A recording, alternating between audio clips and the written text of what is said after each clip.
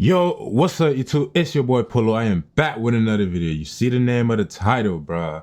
We are reacting to a 14-year-old boy that went buku crazy, bruh. That went in a ranch, bruh. You know what I'm saying? But these shows I be reacting to, bruh, they be crazy as hell, bro. You know what I'm saying? But yo, man, I want to say thank you guys for watching this video with me, man, for supporting too, man. You know what I'm saying? You guys been keeping up with me, bro. Y'all guys been spoiled a kid with them views, bro. You know what I'm saying? I appreciate them shits, bro. No cat, you know what I'm saying? But if you guys want me to react to any of you guys' videos, bro, make sure you guys send them bitches my way, dog. No cap. And I will react to it, you know what I'm saying? But if it's funny video, send it. If it's like, okay, yeah, if it's funny video, just send it to my Instagram. Send me the link. If it's on YouTube, send me the link, please. You know what I'm saying? Send me the link. But I got y'all, bro. You know what I'm saying? Let's get straight into this video to see what really happened, bro. Raphael no longer has the option to experience or enjoy new things in life. So why should you? In this awful case from Texas, someone who was just there to get his family their tacos got caught up in a terrifying situation. Why the tacos? Just for real, tacos for real? And what's even more shocking is the crazy low age of the person who attacked them. 3 people lost their lives, and their families are still trying to cope when a teenager went on the rampage. But why? And why did the teenager's dad end up on trial too? So are you ready? Make sure Shit, buck your seatbelt up, my boy. Let's do it. you hold on tight. It was the day after Christmas in 2021. Xavier Gonzalez and his family had spent a fantastic holiday at his grandparents' ranch in Hunt County, Texas. It was where he'd often helped out his grandparents ever since he was little. Although most of the time he lived in Garland, Texas with the rest of his family, Xavier worked hard at everything and generally kept himself out of trouble. He played in the school football team and was generally known as a popular and dedicated student. But he loved the ranch so much that he liked to joke his grandparents were just looking after the place for him, in a sweet way. And during his time on the ranch, he'd learned all kinds of practical skills, stuff like engineering and even carpentry. Although he might also become a college football star. As a teenager, he had a lot of big dreams. Oh, and he used those awesome carpentry skills to make his grandma a table for her Christmas present. Now that Christmas was over, Xavier and his family had taken the long drive back to his home in Garland. Once they got home, he volunteered to go out and get some tacos for his hungry family from a nearby Texaco gas station. Without a moment's thought, Xavier Okay, first of all, let me check this shit out first.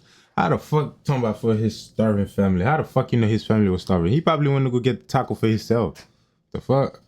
But let's, dutifully made a note I feel like she was judging of what his family all wanted and headed out there to pick it up. I guess it had been a really long drive that day, as I really think he looked a bit bored and tired out while he's waiting. Tacos are usually worth the wait. Trust me. And while Xavier was still waiting, he had started to play with his phone. And 2 other hungry teenagers also visited the gas station in search of some delicious post-Christmas food. Ivan Noyola and Rafael Garcia arrived with their uncle and grandma after spending all day at a local flea market. They'd been helping their grandma with her stall there. After a long drive, they were ravenous. Most of the people in the car had wanted pizza, but Ivan had already had pizza at the flea market and wanted to get some tacos, so he went into the same gas station as Xavier. Once Rafael found his phone in the truck, he followed his friend. Now, Xavier didn't know these 2 guys at all, but in the end, that just wouldn't matter. Did you notice that white truck that was outside? Well, what happened next was totally unreal. A shirtless, masked attacker appears out of nowhere. And well,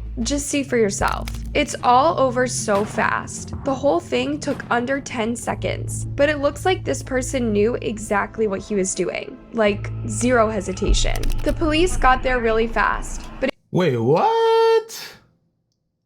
it was too late to catch whoever had done this. In just 10 seconds and in 20 bullets, this masked monster had ended the lives of all 3 teenagers, including Xavier.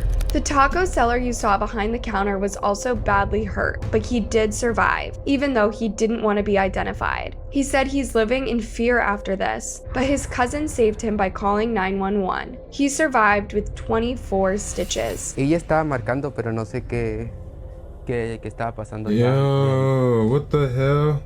Yo solo en ese entonces me estaba preocupando por yo respirar. The families of the victims that didn't make it were still trying to deal with it. Xavier's poor mom said, "So when he got here to the house, he told my dad, 'How about some tacos from the corner?' And my dad said, 'Yeah.' And he went for the tacos and he didn't come back." That is so sad. He was really in the wrong place I just at got exactly chilled, the wrong bruh. time. But who was the guy who did this? And even crazier, why did they do something so awful? There were only a few leads at first. Like on her Instagram DMs, Rafael Garcia's sister received some horrible messages, taunting her about what had happened to her poor brother. One message said, "Yo brother dead ASF. It's all your fault." It was pretty straightforward for the police to trace the creep's account. They figured it out through a request to Instagram, so remember that the cops can find you on social media if they need to. Worth knowing, right? Be careful what you write online. Anyway, the cops followed the trail to his cell phone at the sicko's home address. A SWAT team arrested the teenage boy, but the police eventually concluded that this guy wasn't the prime suspect. It was someone who'd set up a fake Instagram to harass the families. I mean, who does that? This stupid, twisted message had led the police down the wrong path. And it turned out that Ivan and Rafael had known the idiot who sent it. Despite the promising arrest, this Instagram troll was let out without being charged with anything. But the police still believes he knows something. So that's crazy, right? And all this meant was that by the time they were looking again, the real suspect had gone on the run.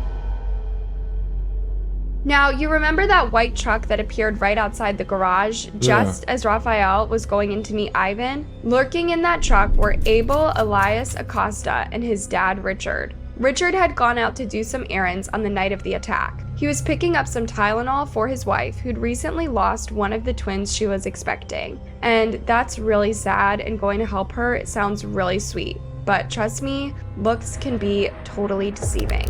You see, either Rafael or Ivan had already reported to the cops that Abel Acosta and his friends had exchanged fire within their group. That all happened just a month before the gas station attack on November 19th, 2021. Again, I bet you're really wondering why this was happening. Rafael's sisters told the reporters, "It's never supposed to be like this. It's never supposed to be where a parent buries their own child." Now the story goes that someone had stolen Abel's necklace, and Abel believed that Rafael and Ivan knew the person who had done it and wouldn't tell him who it was. Given how he reacted, that's not so surprising. It could also just be an excuse for bad blood, but Abel was definitely out to get them both, allegedly, but that's definitely a motive, I guess. On that same awful evening, right before Christmas, Richard Acosta, Abel's dad, went into the store and spotted Rafael and Ivan in there.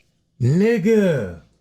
So you tell me the dad spot them niggas and went inside to go tell the son, go outside to go tell the son, and then wow. When he went back to the car, he told Abel they were both in the gas station. After a brief conversation, Richard claims that they were going to drive off. Then he had an argument with Abel as Abel tried to get out of the car. During this squabble, it got kind of physical. Abel lost his t-shirt and left the car. And we all know what happened next. Now, you'd think his dad might have questioned Abel a bit harder about what had happened between leaving and returning to the car, right? And Richard says he did notice that Abel looked pretty shaken when he returned. But apparently Abel claimed there had just been some shots fired by somebody else, which scared him. Just a normal evening, right? Oh, and Richard said he hadn't heard anything inside the gas station because the car radio was playing. When they got home, he says that Abel ran upstairs to his room and didn't return. Well, even though Richard soon learned that Abel had lied about what happened that night and had vanished, his dad still didn't do anything. He didn't contact the cops or even look for Abel that following day. Think about it. I bet the attack at the Texaco station was all over the news. Yeah, this is still an active crime scene. Inside, we could see shattered glass from some of the coolers and also more evidence. As the investigation continues, Garland police are hoping to find more information so that they can track the shooter down. They got the calls about shootings here around 7:30 Sunday night. When they arrived, they found 3 people dead at the scene and a 4th person hurt. That person was taken to the hospital where at last check he's listed in critical condition. The victims were all standing near a restaurant area of the store, and police say the shooter is seen on surveillance video opening the door of that convenience store and firing those shots. All the victims were inside the store when the video shows a white Dodge truck 4-door pickup arrive on scene. A person exits from the passenger side and actually goes to the front door of the convenience store, opens it with gun in hand, and opens fire, striking 4 victims inside the store. Then Abel's dad claimed he got a message later that evening which showed him the CCTV of the attack at the gas station. At this point, he turned himself in at the police station. The police were convinced it was probably his son, and Richard might have believed it too, but he knew honestly there was no denying that it was his car on the CCTV. Our position is we don't deny that he drove him there. You can see that. He didn't drive there to commit that offense. During the offense, he has no idea what his son is doing. He's sitting in the car listening to the Dallas Cowboy game. He didn't even know his son was. How would his dad not know he had a gun? Because he didn't. The bottom line is he had the gun secured, which dad didn't know he had. When he got back in the car, where did they go?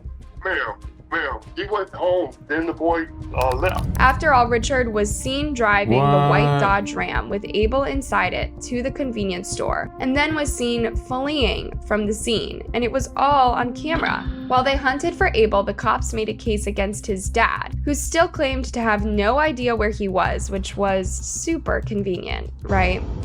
Now that Abel had completely disappeared, the police began a hunt. And that's really unusual, but they couldn't find him anywhere. They were pretty sure that someone had to be hiding him. While they kept looking, Abel's father went to trial in Dallas County, and it seems like they consider Abel's dad just as guilty as Abel probably is. After all, they'd now identified Abel as the attacker. Despite this, his dad wasn't getting away with how he'd helped Abel escape the gas station. It can make a difference if Abel Acosta admits that Richard Acosta did not know what he was going to do, that when he went to the car, Richard Acosta was cowering down in the seat. Under Texas law, Richard automatically receives life in prison without parole for the capital murder charge. Richard continued to claim he had no idea where his son had gone, so he's either sent him somewhere really safe or he's lying to protect him. Rafael no longer has the option.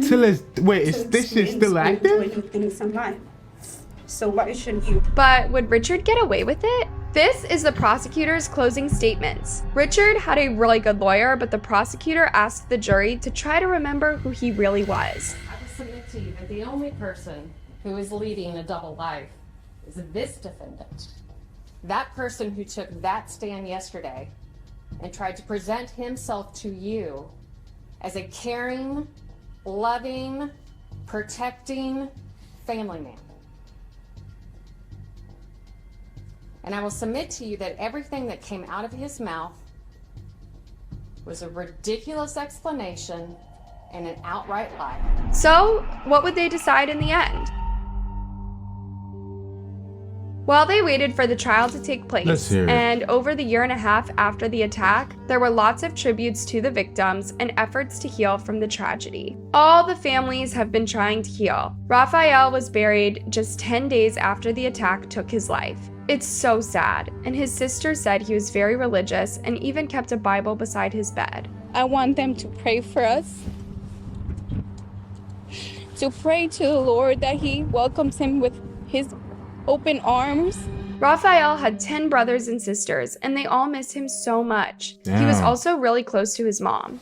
He would go into my mom's room just to tell her how much he loved her. His life was just getting started, and you know, it's difficult. And you remember that Xavier was texting while he was waiting? It was his almost girlfriend, Michelle Castillo, and he was her first love. It's really sweet and totally heartbreaking that she lost him before they really got to grow up together. He opened my text, but like he never texted back. So he saw your message, he just never responded. He just never responded. Bro. So she visits his grave quite a lot to try to get some closure. I just talked to him, like tell him how my life is going. He was really special. He was a good kid. He was a good boyfriend. But until they track Abel Acosta down, which hopefully can only be a matter of time, the then families will probably find it really tough to heal from this awful attack. We're just, you know, that going shit day by touched day me, to see bro. what is, you know, being solved by the detectives. At the time of this video, anyone with information on where he is hiding can call the police at 972-485-4869. There's currently a reward out there for $10,000. But I think getting justice for this attack might be the only reward these three families he's hurt really want. On February 10th, 2023, Richard Acosta was finally convicted of capital murder. Unanimously find the defendant, Richard Acosta Jr., guilty of the offense of capital murder as charged in the indictment. You may be seated. Is this your verdict? Yes, ma'am. It's so hard to cope when violence just comes out of the blue. And in this case, it really makes no sense. But Abel just didn't care. Damn, the dad taking all the blame for the son, bruh. That nigga crazy. Who else got up when he did? And the fact that his own dad definitely helped him is even more messed up. You can see how the families reacted to that guilty verdict. They weren't exactly happy, but it is a kind of closure until Abel is found. So I guess for now, that justice will have to be enough. What do you— Yo, that is fucking crazy, bro. So y'all think that dad is really hiding the son from like all this shit? Yo, y'all let me know about this story, bro. You know what I'm saying? Make sure you guys smack the like button, subscribe to the channel if you're new, man. It's your boy Polo, baby, and I'm out there, baby.